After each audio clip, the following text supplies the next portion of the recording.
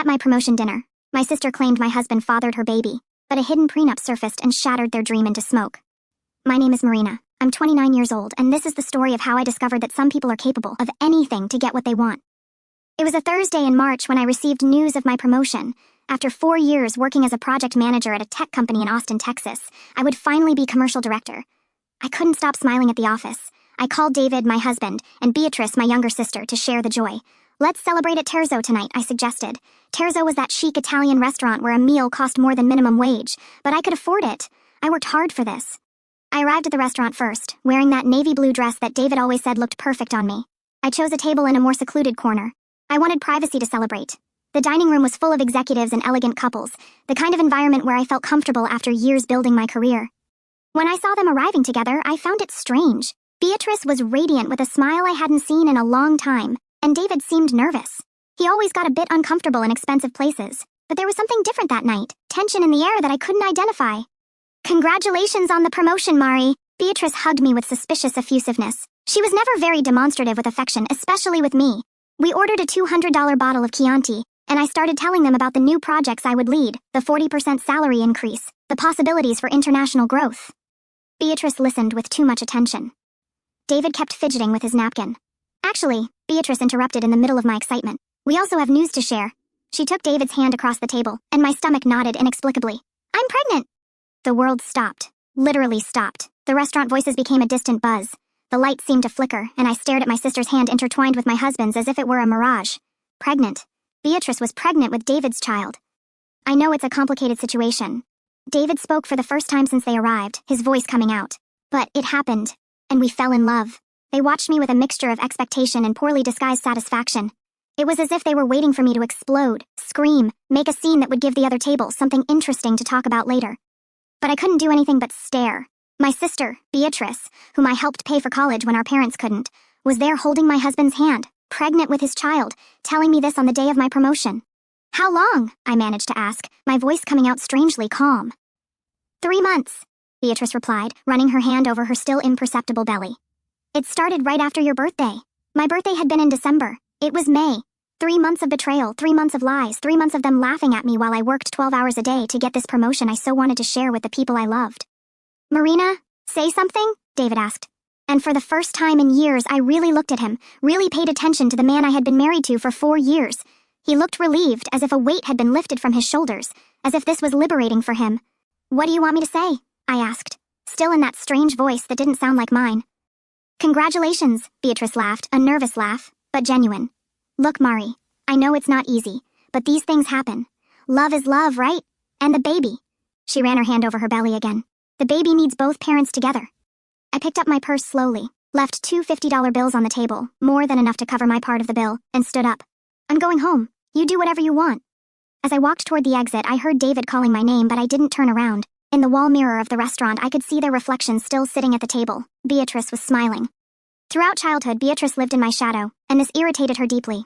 I was the older daughter, the responsible one, the one who got good grades without having to try very hard. She was the youngest, the spoiled one, the one our parents protected from everything. But for some reason, this was never enough for her.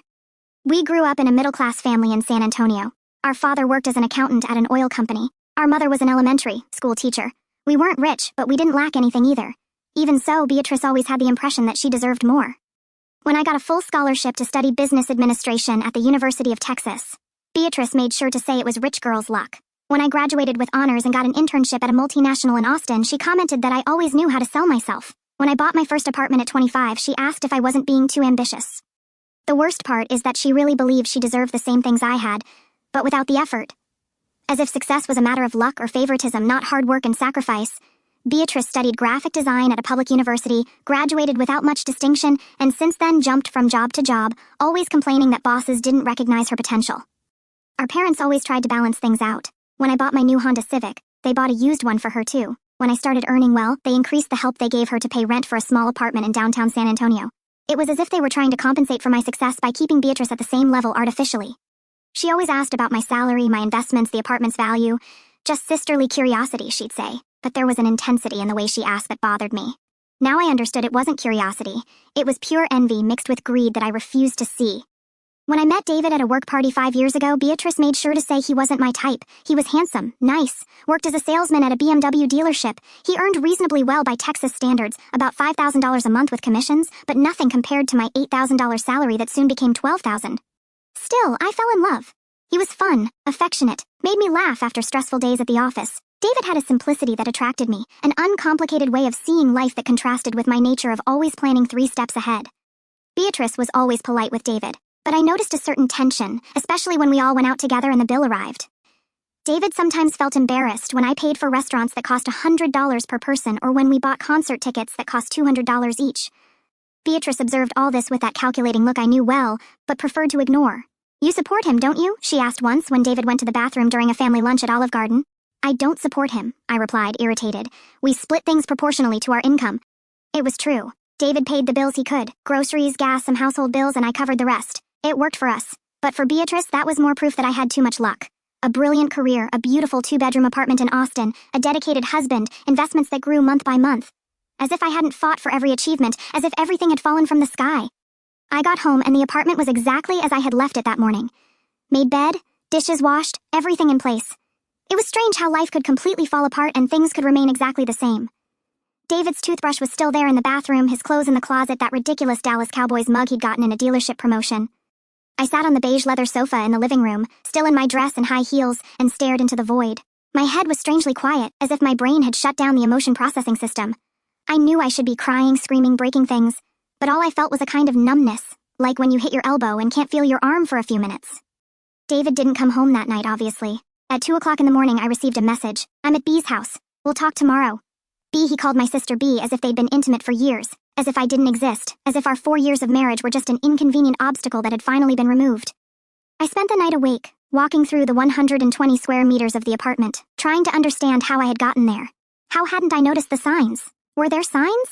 David working later in recent weeks. Beatrice asking about my schedule whenever she called. Both of them arriving together at the restaurant as if it were the most natural thing in the world. Now that I thought about it, Beatrice had appeared a lot in Austin in recent months. "I came to see some clients," she'd say. Beatrice worked as a freelance graphic designer, so it was plausible that she had projects in the city, but Austin was only an hour and a half from San Antonio. Why did she always stay in hotels? Why didn't she ever ask to sleep on my couch like she used to? When the sun rose, I was still on the couch with my dress wrinkled and makeup smeared. My iPhone showed 17 missed calls from my mother.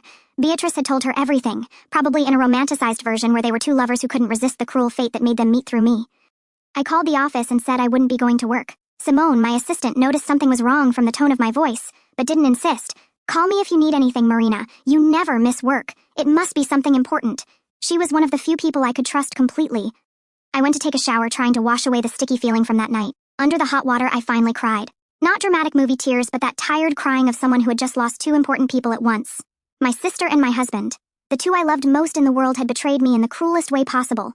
When I got out of the shower, I had 3 messages from Beatrice. "Mari, we need to talk. It wasn't how we wanted you to find out. Call me, please. I know it's difficult, but we can resolve this like adults." I deleted them all without responding.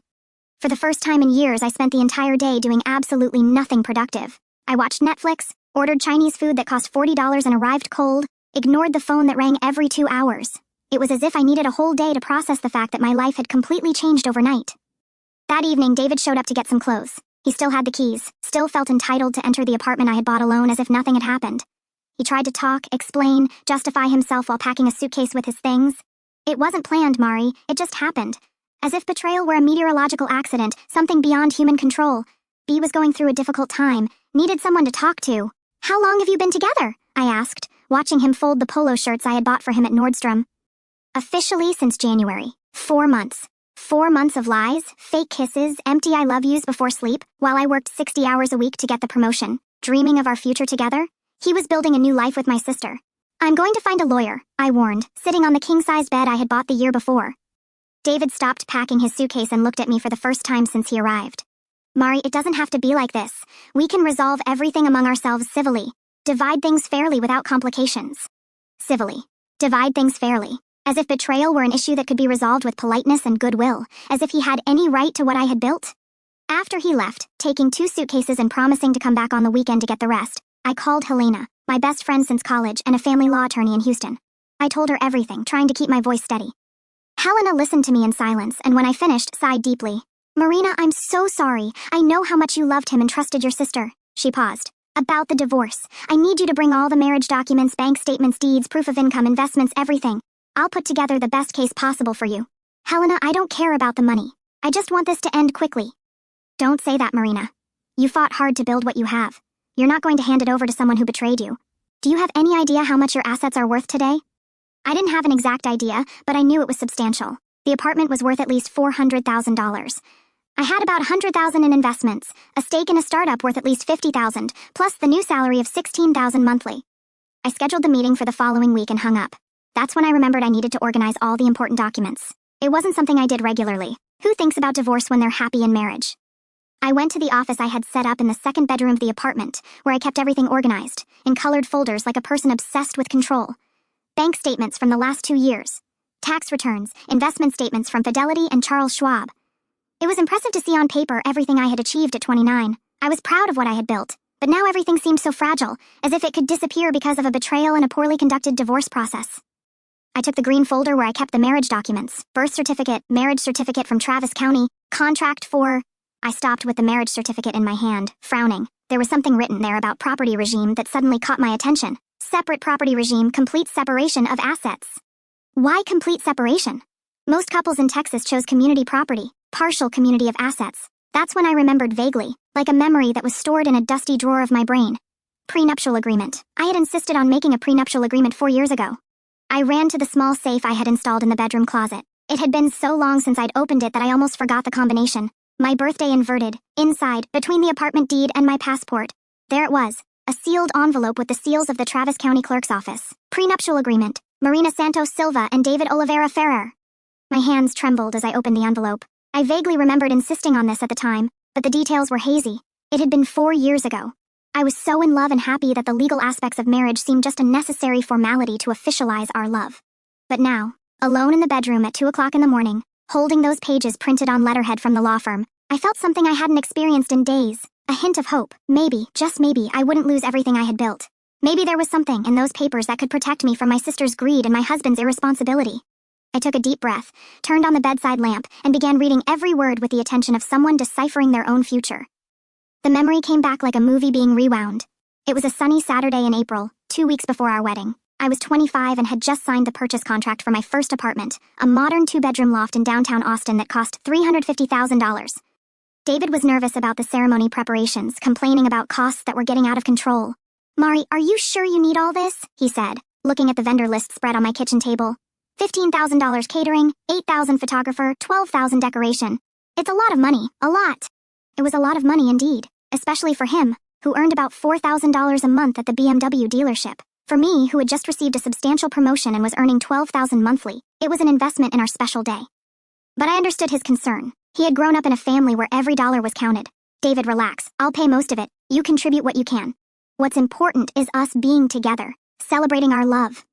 It was in this context that I mentioned the prenuptial agreement, not as mistrust but as natural protection for someone who had significant assets. My lawyer at the time, Dr. Patricia Williams, had suggested it during the apartment purchase. "Marina, you're young, successful, and accumulating assets rapidly. A prenup is sensible, especially when there's significant difference in assets between spouses. It's not mistrust, it's intelligent protection." When I talked to David about this on a Tuesday night, he laughed, literally laughed, almost spitting out the Shiner Bock beer he was drinking. "Prenuptial? Isn't that rich people nonsense? We love each other, Mari. Love doesn't need papers to prove anything. These things are for couples who enter marriage already thinking about divorce. It's not about love, David. It's legal protection for both of us. If something goes wrong, nothing will go wrong." He interrupted me, pulling my hand. "We're going to be happy forever. You're being paranoid, baby." He made a face like he didn't understand the necessity, but eventually agreed when I explained it was something that would make me more comfortable. "If it's important to you, fine. But honestly, I think you're complicating something that should be simple." We went to Dr. Williams' office on a Thursday morning. I remember David was hungover because he had gone out with his dealership colleagues the night before for the last bachelor's outing. He arrived 15 minutes late, somewhat sleepy, complaining that he had lost an important sale because of the appointment. "Sorry, Mari. Had to come straight from work. Johnson wanted to close a deal today, but I said I had an important appointment with you." Dr. Williams, an elegant 50-year-old woman with gray hair and impeccable suits, explained the basic terms with the patience of someone who had given that presentation hundreds of times. Complete separation of assets. Each spouse maintains their individual patrimony. No division in case of divorce except for assets acquired jointly with clear proof of mutual contribution. It's important to understand, she said, looking mainly at David, "that this agreement protects both parties. If you acquire significant assets during the marriage, they will also be protected. You understand, David?" I asked, observing his somewhat lost expression. Yes. Each one keeps what's theirs, right? Makes sense. It made no sense at all that he had understood completely because David never showed interest in complex legal or financial matters. When I tried to talk about investments or financial planning, he would change the subject or make jokes about me being too uptight with money. But he signed all the pages with the ease of signing a grocery list. 15 pages of dense legal text, specific clauses about properties, investments, future businesses, inheritance. David barely read the section titles there. "Now you can marry in peace," Dr. Williams said, smiling as she stamped and filed the copies. "I hope to never see you here professionally again." On the way back, driving my Honda Civic through Austin streets, David commented, "I still think this contract thing is kind of weird, but if it makes you calmer, what's important is that in 2 weeks, we'll be married husband and wife forever." He really didn't understand what he had signed. For David, that was just another necessary bureaucracy to officialize our love, like getting the marriage license or choosing the rings. He didn't comprehend that he was giving up any right to my present and future patrimony. And I, in love and confident that we would be happy forever, didn't mind his lack of attention to details. After all, love was more important than any paper, wasn't it? We were going to build a life together, share everything, be a modern and partnered couple. The contract was just a formality that would never be necessary. How wrong I was. Now, 4 years later, alone in the bedroom at 3 o'clock in the morning with the contract in my hands, I finally understood the value of that rich people nonsense. I read each page with redoubled attention, as if I were deciphering a secret code that could save my life. The legal words that at the time seemed just formality now shone on the page like precious diamonds. Complete separation of property. Each spouse shall maintain individual ownership of all property owned prior to marriage and all property acquired during the marriage. Each spouse's property acquired during marriage, the apartment I bought before getting married, the investments I made monthly, the stock applications, the stake in the tech startup I bought 2 years ago. All of this was exclusively mine. In the event of dissolution of marriage, there shall be no division of property, with each party retaining the entirety of their individual assets. Dissolution of marriage, there shall be no division of property. David had no right to anything, absolutely nothing of what I had built. I continued reading, looking for some clause that could complicate things, some loophole he could use to claim part of my patrimony, but there wasn't any. The contract was crystal clear, comprehensive, and bulletproof. Dr. Williams had done impeccable work. Spousal support waiver. Both parties hereby waive any right to spousal support, alimony, or maintenance from the other party. Alimony. David had no right even to alimony, and considering he earned much less than me, theoretically, he would be the one who could ask for financial support. For the first time in 3 days, I smiled. A small smile, but genuine. David had signed his own financial sentence 4 years ago without even realizing it. And Beatrice. Oh, Beatrice. She had probably seduced my husband, thinking he would be her gateway to a financially comfortable life. What delicious irony. I continued reading the specific clauses. Debt separation, each one responsible for their own. Future businesses, corporate participation remained individual. Intellectual property, royalties, and patents were not shared. Inheritance, assets received from family remained with the original recipient. It was complete armor. David had no right to a cent of what I had built, and more importantly, I had no responsibility for his debts. I remembered he had financed a Ford F-150 pickup the year before, plus had a high-limit credit card that he used frequently.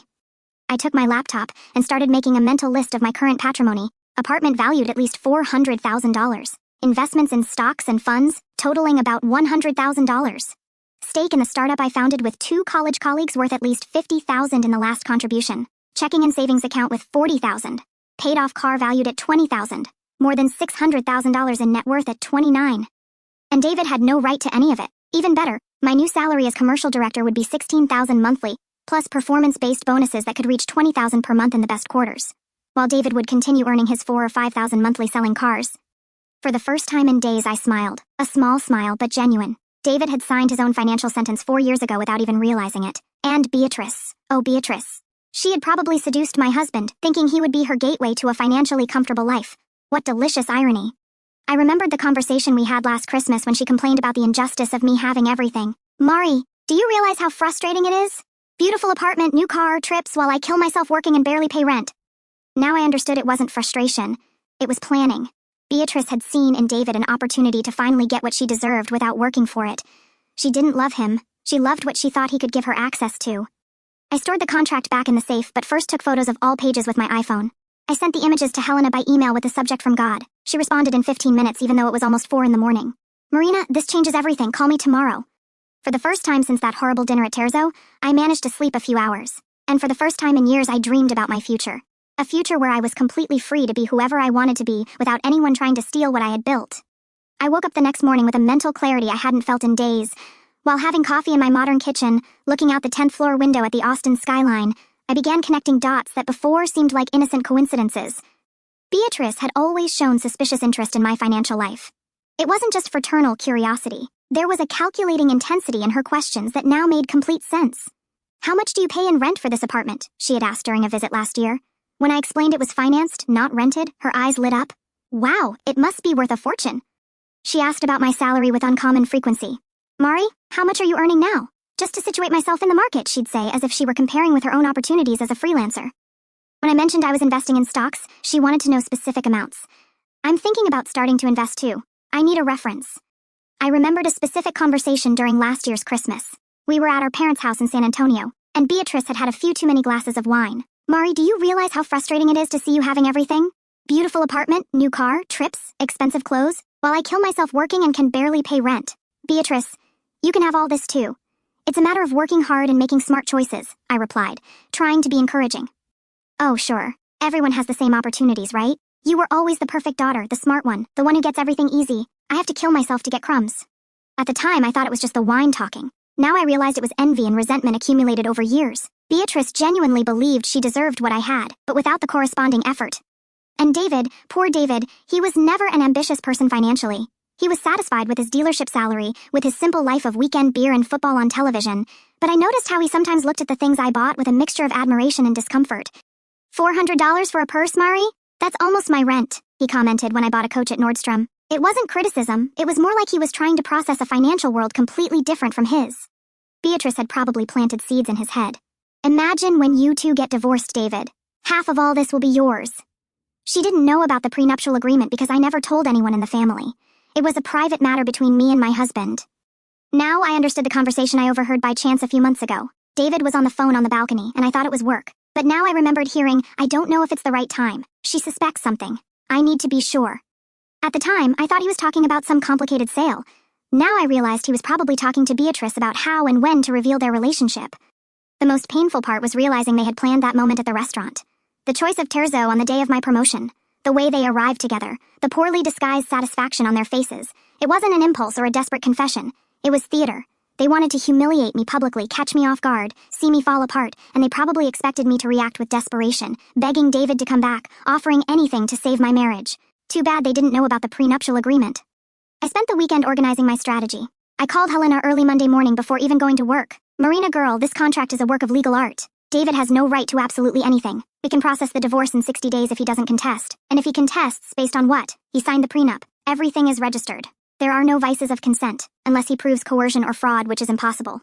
He's screwed. Screwed. David was screwed and didn't even know it yet. Helena, I want to do something. I'm going to call them and propose a civilized conversation about the divorce. I want to see their faces when they discover the truth." "Marina, are you sure? It might be simpler to just file and be done with it." "I'm sure. They humiliated me in public. I want to return the favor." 3 weeks passed since that night at Terzo. 3 weeks in which David came to get the rest of his things from the apartment, always accompanied by Beatrice, as if he needed protection or moral support. 3 weeks in which my mother called daily, trying to mediate the situation as if betrayal were a misunderstanding that could be resolved with a frank conversation. "Marina dear, I know you're hurt, but these things happen. David has always been a good boy, and Beatrice is pregnant. Can't you think about the baby?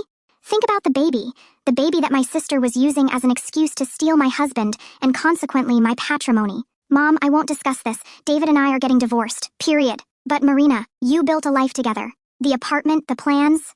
"Ah, yes. The apartment, the plans." My mother also believed David had a right to half of everything.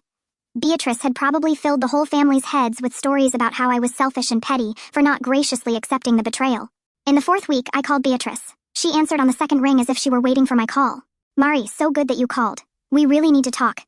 "Hi, B. Look, I thought a lot about this whole situation, and I think you guys are right. There's no point in holding grudges.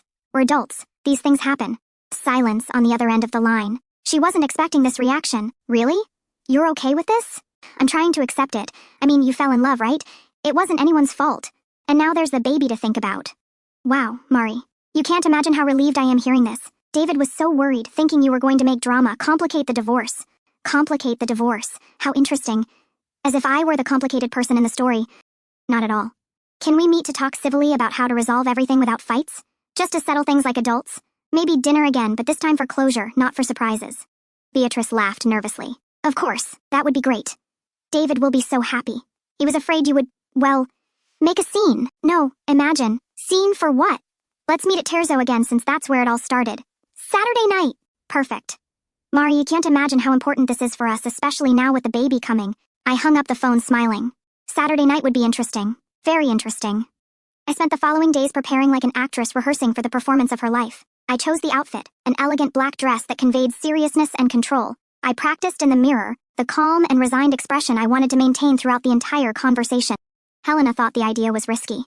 Marina, are you sure you want to do this? It might be more efficient to simply notify them through a lawyer.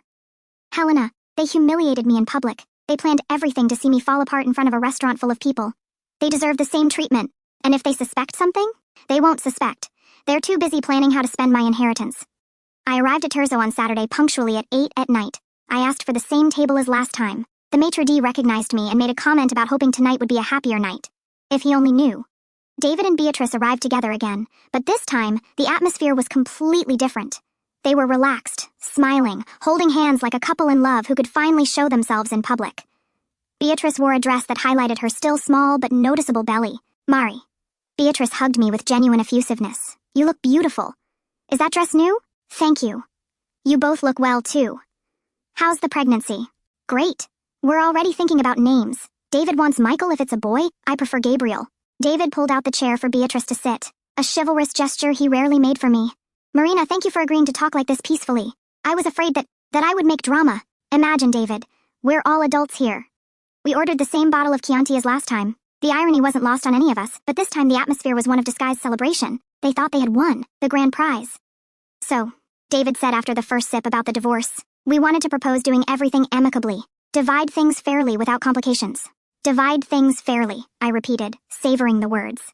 Tell me more about this, David. What do you consider fair? Beatrice and David exchanged a quick glance. They had rehearsed this conversation. Well, we can sell the apartment and split it 50-50. The investments too, and now with your new promotion, alimony will help a lot until I can stabilize with B and the baby. Alimony. He really believed I would pay alimony to him while he raised a child with my sister. I slowly picked up my purse, as if I were looking for something specific. David and Beatrice watched me expectantly, probably thinking I was going to take out some divorce documents for us to sign right there in a friendly reconciliation that would benefit them immensely. Instead, I placed the courthouse envelope with the prenuptial agreement on the table. The paper yellowed by time made a dry sound when it hit the wood. Before we talk about division, I need to clarify something important that you seem to have forgotten. David frowned, looking at the envelope. What is that? Our prenuptial agreement. David, remember the one you signed 4 years ago saying it was rich people nonsense? The color instantly drained from his face. Beatrice looked confused between the two of us. What agreement? You made a prenuptial agreement? We did, and David signed it without even reading it properly. I took the pages out of the envelope and placed them on the table open so both could see. Complete separation of assets. Do you remember what that means? David picked up the pages with trembling hands. His eyes ran over the lines, trying to process words he clearly didn't understand completely 4 years ago. Calm down, Mari, Beatrice said, her voice losing its previous confidence. Even with an agreement, you were married. There's partial community property, division of assets acquired during marriage. Not when there's complete separation of assets, Beatrice. I pointed to the specific clause. It's here. Each spouse shall maintain individual ownership of all property owned prior to marriage and all property acquired during the marriage. Everything acquired during marriage also stays with whoever acquired it. But this can't be legal, David protested, his voice rising an octave. The apartment, the investments. I live there. I contributed to expenses. You contributed $300 a month for groceries and gas. David, I paid the $1,800 for financing, the $200 for condo fees, internet, electricity, phone, insurance. Your $300 doesn't give you property rights over a $400,000 apartment. Beatrice frantically flipped through the pages as if looking for some loophole, some salvation. But alimony. He has a right to alimony.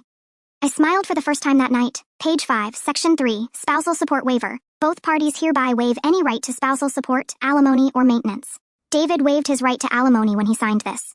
I didn't know what I was signing, David shouted, drawing attention from neighboring tables. You tricked me. I tricked you? David, you were there when the lawyer explained each clause. You said you understood. There are witnesses. Everything is registered at the courthouse. The expression on Beatrice's face was changing from confusion to horror. Reality was hitting like a runaway train. You mean he has no right to anything? Nothing. Zero. Zilch. I put the papers back in the envelope. David leaves the marriage exactly as he entered, with his financed pickup, his clothes, and his credit card debts. David ran his hand over his face, finally understanding the magnitude of the situation. Marina, for God's sake, we can talk about this. You can't leave me with nothing. I'm going to have a child to support. You're going to have a child to support, I emphasized. With your car salesman's salary, which, by the way, with child support will be quite tight. Child support? Beatrice asked, her voice coming out as a whisper. Of course, the father has to pay child support. In Texas, it's usually 20% of net income for one child. If David earns $5,000 gross, about $30,800 net remains. 20% of that is $760 per month forever until the child turns 18. The two looked at each other in panic. They clearly hadn't done these calculations. Plus medical expenses, daycare when necessary, clothes, education. It's going to be quite expensive to have a baby, guys. David sank into his chair. My God, Marina, how can you be so cold? So calculating? Calculating? Me? You two planned this betrayal for months, humiliated me publicly in the same restaurant, and I am the calculating one? Beatrice was clearly doing mental math. If David earned $5,000 a month and was going to pay $800 in support, $4,200 would remain minus taxes. About $30,400 net to support him, her, and a baby. Beatrice, how much do you earn as a freelancer again? I asked, knowing the answer. Well, it varies. About $2,000 a month when there are projects. About $2,000 when there are projects. So, you'll live on $5,400 monthly at best for 3 people. Living where? At my house in San Antonio, she murmured. That one-bedroom apartment you rent for $800. It's going to be cramped with a baby, don't you think? The silence at the table was deafening. Around us, other customers dined happily, oblivious to the financial drama unfolding just meters away. Marina, David tried once more. Are you really going to do this? Leave us with nothing? I know we hurt you, but... David, you didn't hurt me. You tried to rob me. You thought I was an emotional idiot who would hand over half of my $600,000 patrimony because you were in love. $600,000? Beatrice repeated incredulous. Surprise! I'm richer than you imagined. And now with the promotion, I'll earn $16,000 a month while you fight over money for diapers. David buried his face in his hands. I'm an idiot, a complete idiot. Finally, something we agree on. Beatrice tried one last card. Mari, you're my sister. We've always been family. You can't abandon us like this. And your niece or nephew? Don't you want to help? Beatrice, you tried to steal my husband thinking you'd steal my fortune along with him. You calculated wrong. And now you'll have to live with the consequences of your choices. But, family. Family doesn't betray family. Family doesn't humiliate family in public restaurants. Family doesn't seduce their sister's husband out of greed. I got up from the table, leaving 2 $50 bills. Again, more than enough for my part. Your lawyers can contact mine. Helena Williams in Houston. She has all the necessary information. Marina, wait. David stood up, trying to follow me. No, David, you waited. You waited 4 months to tell me the truth. You waited until the day of my promotion to maximize the humiliation. You waited until you thought you had everything planned perfectly. Now I'm going to make you wait. Wait for what? Beatrice asked, tears beginning to form in her eyes. Wait to see what it's like to be poor. What it's like to live counting pennies. What it's like not being able to pay for dinner at a $200 restaurant. I stopped at the door, looking back at both of them. Maybe now you'll understand why I work so hard to have what I have and why I protect what's mine. I left Terzo, hearing Beatrice start to cry and David cursing under his breath. In the parking lot, sitting in my car, I allowed myself a moment of pure satisfaction. They had tried to destroy me and ended up destroying themselves. My phone rang. It was Helena. So, how was the theater? Better than Broadway. You should have seen their faces when they understood they wouldn't get anything. Marina, you're diabolical and I completely approve. Helena, can I file for divorce tomorrow? I can file the papers Monday. In 60 days you'll be free and they'll still be poor. I drove home smiling for the first time in weeks. Actually, smiling more than I had smiled in years. 6 months later, life had settled into a new normality that I had never imagined possible. The divorce was finalized in exactly 60 days. David didn't contest, probably because any competent lawyer would have explained that he didn't have the slightest chance of winning. Helena did impeccable work, and I officially became single on a sunny July morning. Through social media and my mother's inevitable comments, I followed from afar the reality that David and Beatrice were facing. It was like watching a car accident in slow motion. You know, you should look away, but you can't. David continued working at the BMW dealership, but things weren't easy. With the unstable economy, luxury car sales had decreased and his commission had plummeted along with it. According to my mother, he was earning about $30,500 a month, much less than the $5,000 he used to make. Marina, David is going through difficulties, my mother said during one of our weekly phone conversations. With the baby's support, very little is left for him to live on. What a shame, I replied, without a hint of genuine sympathy. But babies are expensive. He should have thought about that beforehand. Little Sophia had been born in September. A little girl who, from photos circulating in the family, had David's eyes and Beatrice's stubbornness. The $800 monthly child support was being automatically deducted from David's salary, leaving even less money for his own expenses. Beatrice had moved back to our parents' house in San Antonio. The one-bedroom apartment she rented was impossible for a couple with a baby, and even splitting bills, they couldn't afford anything bigger. Our parents, already retired and living on limited income, now supported 3 adults and a baby on my father's retirement. Beatrice is trying to get more clients, but it's difficult with the baby, my mother continued. And David, he seems so tired lately, working late, driving an hour and a half every day between Austin and San Antonio. David had tried to move to San Antonio to be closer to the family, but couldn't get a transfer at the dealership. Now he made the daily commute, spending a fortune on gas he could barely afford. He asked to talk to you, my mother said hesitantly. Maybe you could resolve some things. Mom, we have nothing to resolve. The divorce is finalized. He has a new family. Let everyone follow their own life. It was true. I had followed my life spectacularly. With the divorce resolved and the betrayal overcome, my energy multiplied exponentially. I concentrated all my strength on my career and business, and the results exceeded my most optimistic expectations. As commercial director, I beat all first-quarter targets, securing the maximum bonus. My effective salary reached $22,000 a month in some periods. The startup, I was a partner in, secured new investment, tripling the value of my stake. In October, I found an even larger and more modern loft in downtown Austin. 2 floors, 3 bedrooms, private terrace with lake view.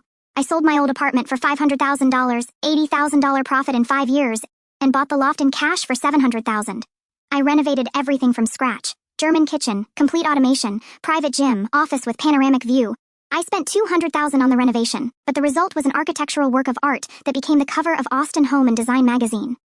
Wow, Marina, said Simone, my assistant, when she came to see the new loft.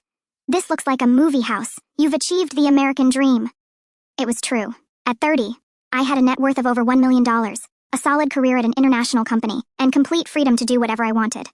I traveled to Europe 3 times that year. Paris, Rome, Barcelona. Always alone, always first class, always staying at the best hotels.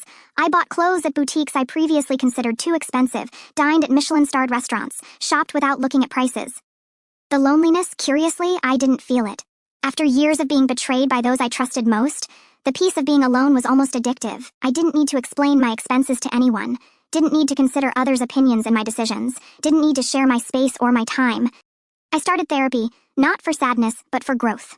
Dr. Rebecca Chen, an incredible psychologist of Asian origin, helped me process not just the betrayal but years of toxic relationships disguised as family love.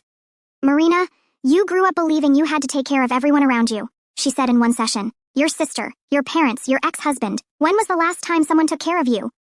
It was a simple question that made me cry for 15 minutes. I had always been the provider, the responsible one, the problem solver. I never stopped to think if anyone was taking care of me. Maybe it's time for you to put yourself first, Dr. Chen suggested, and discover who you are when you're not supporting other people. That's exactly what I did. During the holiday season, I received several messages from Beatrice. First, reconciliation attempts, then direct requests for financial help. Mari, I know you're upset, but we're sisters. Sophia is your niece. Can't you at least help with some baby things? Marina, expenses with Sophia are very high. Diapers, medicine, pediatrician. David is killing himself working, but can't cover everything. Mari, for God's sake, answer my messages. We need help, and you're the only person in the family who can afford it.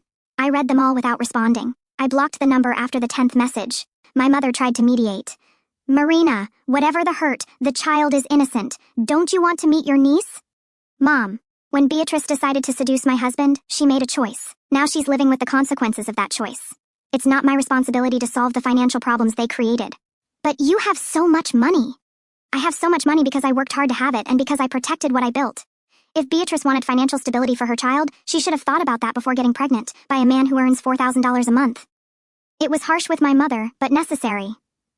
The whole family had gotten used to the idea that I was the personal emergency bank for any crisis. Not anymore. On my 30th birthday in December, I organized a party at the new loft.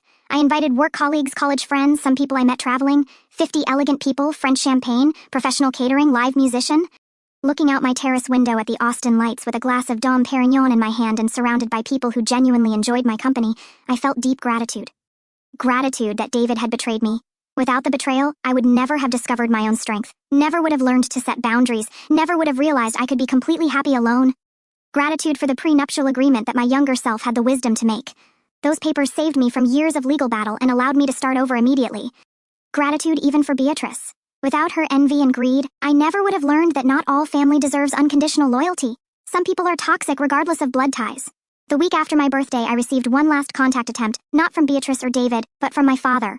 Marina, your mother didn't want me to call, but I need to talk to you. Things are very difficult here at home. David lost his job at the dealership last week. Year-end cuts. My father rarely interfered in family conflicts. When he called, it was because the situation was really critical. And what do you want me to do, Dad? I don't know, daughter. I don't know what to do anymore. There are 4 people here at home, a small child, and now without David's income. Your mother is talking about going back to work, but she's 70 years old. I felt a pang of guilt. Genuine for the first time in months. My parents weren't to blame for the situation. They were just trying to help a daughter in difficulties, as parents do. Dad, I can help you, but I won't give money to David or Beatrice directly. If you need something specific, electric bill, groceries, pediatrician for Sophia, send me the bills and I'll pay them directly. Marina, that's my offer. I'll help you who are innocent in this story, but I won't finance the bad choices David and Beatrice made. My father accepted, relieved. In the following months, I received some bills by email. $200 electric bill, $300 groceries, $150 pediatric consultation. Trivial amounts for me, but they made a difference for them. I never had direct contact with David or Beatrice again. According to my father, David got a job at a smaller dealership, earning half what he used to earn. Beatrice continued doing sporadic freelance work, but with a small child, it was impossible to work full-time. They had moved to a trailer park in San Antonio. $500 monthly rent for a tiny space, but it was what they could afford. Sophia's support continued being automatically deducted, leaving even less money for them. They fight a lot about money, my father told me in a conversation. David blames Beatrice for insisting on the divorce. Beatrice blames him for losing his job. It's a cycle. It was exactly what I imagined would happen when people get together for wrong reasons. Greed, envy, opportunism, and financial reality knocks on the door. False love disappears quickly. 2 years after the betrayal, my life was completely transformed, not just financially, but emotionally. I learned to say no without guilt. I learned that self-esteem is non-negotiable. I learned that some people are incapable of genuinely loving. They can only see other people as resources to be exploited. I started dating Daniel, an architect I met at an art exhibition. He had his own successful company, his own resources, his own ambitions. Our relationship was based on real partnership, not financial or emotional dependence. You have impressive strength, he told me one night while we dined on my loft's terrace, but also an inner peace that's rare. He was right. I had found a peace that came from knowing exactly who I was and what I deserved. I no longer needed anyone's approval. No longer needed to support people who didn't contribute to my life. Sophia turned 2 without me meeting her personally. From photos my mother insisted on showing on her phone, she was a beautiful and apparently healthy child. I felt a hint of curiosity about her, but not enough to reconnect with Beatrice and David. Some friends thought I was being cruel. Marina, she's your niece. Don't you miss family? I have family, I would respond. My parents who love me unconditionally. My true friends whom I've built over the years. Family isn't just blood. It's who really cares about your well-being. It was true. Simone, my assistant, was more present in my life than Beatrice ever was. Helena continued being a close friend and advisor. Dr. Chen helped me grow in ways I didn't even know I needed. On the 3rd anniversary of the betrayal, I received a message from an unknown number. It was David. Marina, I know you don't want to talk to me, but I need to tell you something. You were right about everything. About me, about Beatrice, about the money. I was an idiot and destroyed the best thing I had in life. I hope you're happy. Reading that message didn't bring me satisfaction or anger, just a kind of peaceful closure. David had finally understood what he lost, but it was too late. I had moved on completely. I deleted the message without responding. Today, at 32, I look back and see how that horrible night at Terzo was actually the best gift life could have given me. It forced me to discover who I really was when I wasn't being exploited or underestimated.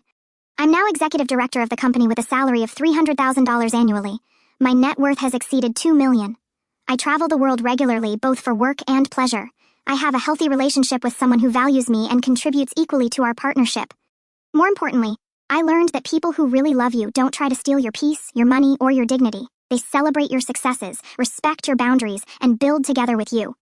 David continues living in the trailer park, working jobs that pay little, fighting with Beatrice about money they don't have. Beatrice continues sending occasional messages asking for help, which I continue ignoring. Sophia is growing up in a family that struggles financially because of her parents' selfish choices. Sometimes I wonder if I should feel guilty for having so much while they have so little.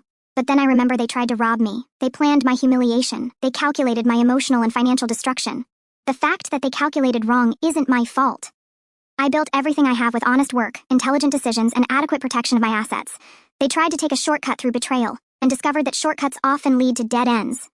I learned that self-esteem and dignity are non-negotiable. that not all family deserves loyalty, that underestimated people can surprise in devastating ways, and that sometimes the best revenge is simply living well, while those who tried to harm you reap the consequences of their own choices. My story isn't about revenge. It's about justice. It's about discovering that it's worth protecting what you build, and that not everyone deserves access to your life. And it's about learning that when you stop supporting people who only exploit you, much more energy remains to build something truly extraordinary.